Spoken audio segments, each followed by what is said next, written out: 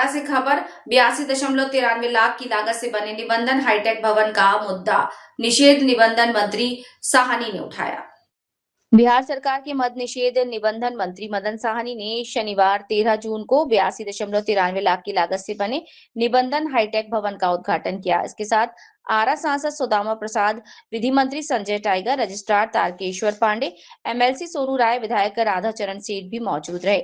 इस अवसर पर मदन साहनी ने कहा कि नए कार्यालय से शुरू होने से आम लोगों को निबंधन संबंधी कार्यों की सुविधा मिलेगी और सरकारी सेवाओं को बेहतर तरीके से उपलब्ध कराया जा सकेगा। उद्घाटन समारोह के दौरान अधिकारियों और स्थानीय जनप्रतिनिधियों ने मंत्री का स्वागत किया। मंत्री ने कार्यालय की व्यवस्थाओं का जायजा लेते हुए कर्मियों को लोगों के कार्यों का समय पर निष्पादन करने के निर्देश दिए।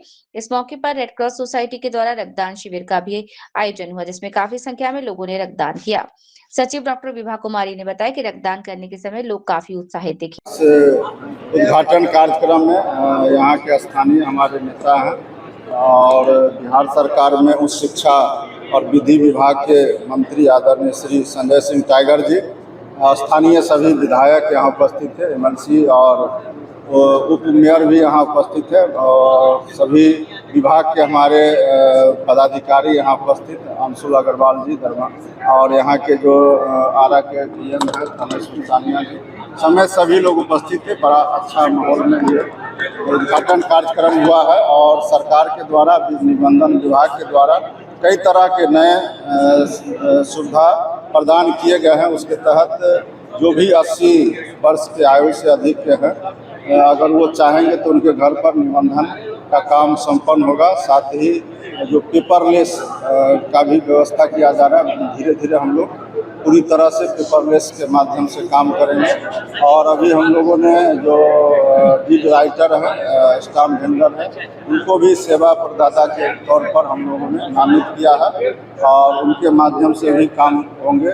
साथ ही ये गर्व का विषय है कि निबंधन विभाग राजस्व विभाग से 1991 में इसको नए विभाग के तौर पर गठन किया गया और लगातार उसके बाद से काम किए जा रहे हैं। लेकिन एक जानकारी हम आपसे साझा करना चाहते हैं कि निबंधन विभाग में जो हमारे राष्ट्र कवि रामधारी सिंह दिनकर जी हैं, वो भी इस विभाग के पदाधिकारी रह चुके हैं। ये इस विभाग के लिए बहुत ही गर्व का विषय है और 1798 से यह निबंधन का कार्यक्रम चल रहा है और तब से लगातार लगभग 325 बरस हो गए।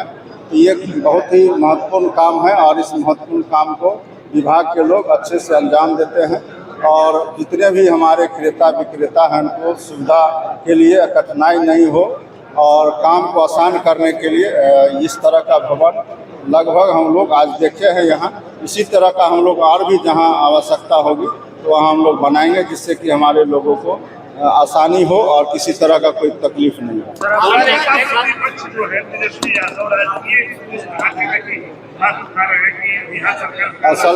असल में जो बात वो उठा रहा है उनको याद करना चाहिए। 2000 पहले का जो हालात था, हमने अभी बताया कि इसी विभाग में निबंधन विभाग में मुश्किल से 400 करोड़ रुपया भी उनके समय में नहीं राजस्व प्राप्त होता था। आज 10,000 करोड़ का राजस्व प्राप्त हो रहा है और आपको अगले साल से इसमें देखिएगा जो हम लोग लक्ष्य रखे 15,000 करोड़ तो हम लोग इस विभाग का राजस्व देंगे।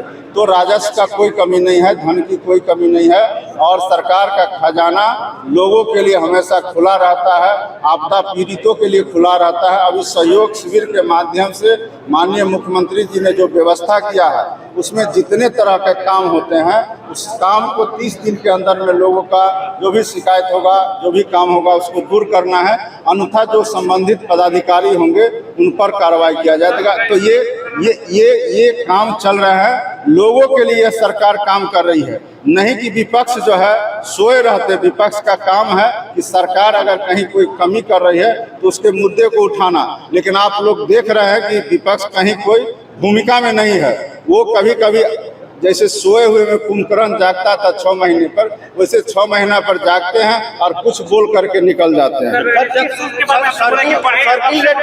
आने वाला समय बहुत जल्दी बढ़ाएंगे। सर, चकबंदी के बारे में बताइए सर, चकबंदी नहीं होने का कारण